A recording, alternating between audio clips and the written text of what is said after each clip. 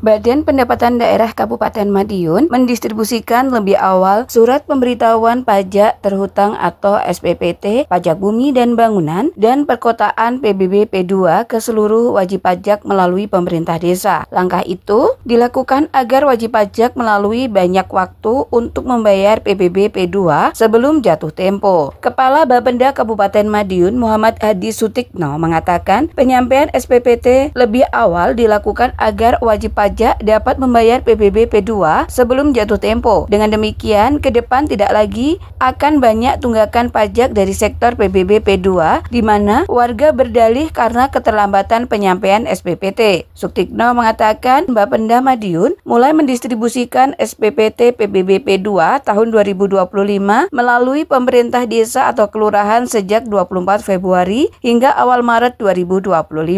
Jumlah SPPT PBB P2 tahun pajak 2025 yang didistribusikan sebanyak 431.550 SPPT dengan jumlah pagu PBB P2 sebesar 31,9 miliar rupiah. Menurut Sutikno, jumlah SPPT PBB mengalami kenaikan sebanyak 4.483 SPPT yang diperoleh dari hasil pemutakhiran data diantaranya berupa objek pajak baru. Untuk pembayaran PBB P2, Sutikno menuturkan wajib pajak dapat membayarkan di bank persepsi yaitu teller Bank Jatim, ATM Bank Jatim, mobile banking Bank Jatim. Selain itu juga dapat dibayarkan melalui agen laku pandai Bank Jatim atau BUMDes yang sudah bekerjasama dengan Bank Jatim, Alfamart, Indomart, dan Tokopedia serta kantor pos di seluruh wilayah Kabupaten Madiun. Terkait pembayaran PBB P2 sebelum tahun pajak 2025 yang belum terbayarkan, Sutikno mengatakan wajib pajak dapat melihat pada barcode yang tertera pada lembar SPPT. Sementara itu, untuk pembayaran PBB P2 tahun pajak 2025 dapat dilayani mulai bulan Maret 2025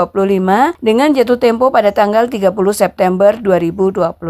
Selanjutnya, keterlambatan pembayaran pajak setelah jatuh tempo, Sutikno mengatakan wajib pajak akan dikenakan setiap bulannya, dikenakan denda 1% sesuai dengan peraturan pemerintah Republik Indonesia nomor 35 tahun 2023 pasal 72 ayat 4. Ia menambahkan pelayanan PBB P2 tahun 2025 yang diajukan secara perorangan maupun kolektif dapat dilaksanakan mulai tanggal 1 Maret 2025 sampai dengan 30 Juni 2025 yang meliputi pelayanan objek pajak baru, mutasi, pecah, gabung objek, subjek pajak, pembetulan, pembatalan, pemuatan salinan SPPT serta keberatan dan pengurangan PBB. Untuk pengajuan pelayanan, Sutikno mengatakan wajib pajak dapat melalui loket pelayanan Bapenda di Mall Pelayanan Publik Jalan Alun-Alun Utara nomor 4 Kota Madiun dan di loket pelayanan kantor Bapenda Kabupaten Madiun Jalan Alun-Alun Timur nomor 3 Caruban serta dapat diajukan secara online dengan mengakses emp.madiunkap.info.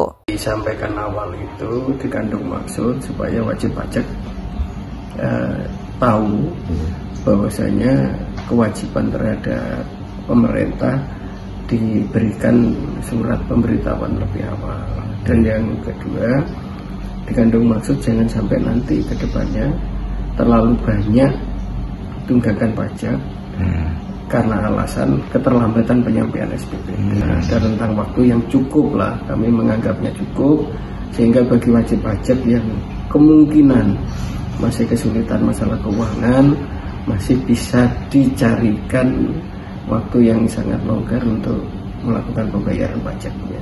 Tahun kemarin sebenarnya tidak, cuman kan kita memberikan ruang yang cukup supaya tidak ada keluhan itu. Kemarin kan banyak keluhan, SPPT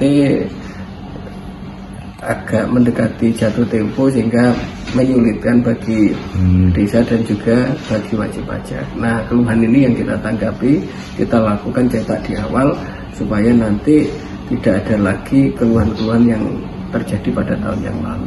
Sekitar 440.000 sekitar itu dengan seluruh Kabupaten Madiun. Target tahun ini sekitar 31 miliar. Dari tahun sebelumnya sekitar 28. Nah, ini kemarin ada kenaikan karena ada beberapa objek ketika pemutakhiran ada sekitar 5.000 objek baru Karena kita melakukan pemutahiran tiap tahun dan ditemukan objek baru karena pemecahan, karena memang pada saat itu belum terdaftar di sistem kami, sehingga memunculkan objek baru yang akan secara otomatis akan menambah dari penerimaan tersebut. Karena pada saat ini kan di SPPT itu ada tertera barcode kris itu juga. Nah, warga masyarakat bisa melihat pakai sistem, pakai aplikasi di HP, apakah mereka punya tanggungan ataukah tidak, dilihat dari barcode itu. Sehingga tidak ada lagi masyarakat saya merasa tidak tahu kalau mereka tidak punya tanggungan dan lain sebagainya. Nah, dengan barcode kris itu akan diketahui, semakin terbuka berapa tanggungan dari masyarakat, berapa tahun mereka belum bayar, ataukah mereka tahun sebelumnya sudah lunas, itu diketahui melalui barcode itu. M. Alwi, Trans TV mengabarkan.